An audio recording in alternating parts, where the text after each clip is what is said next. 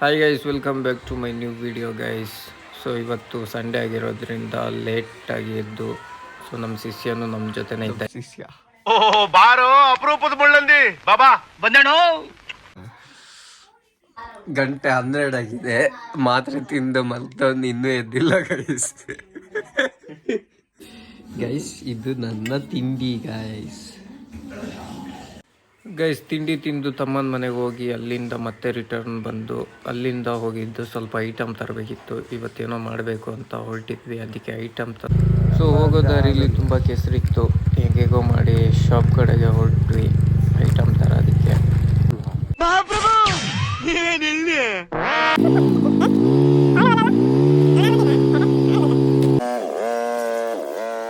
ಇದು ನಮ್ಮೂರಿನ ಮೈಷೆ bridge guys.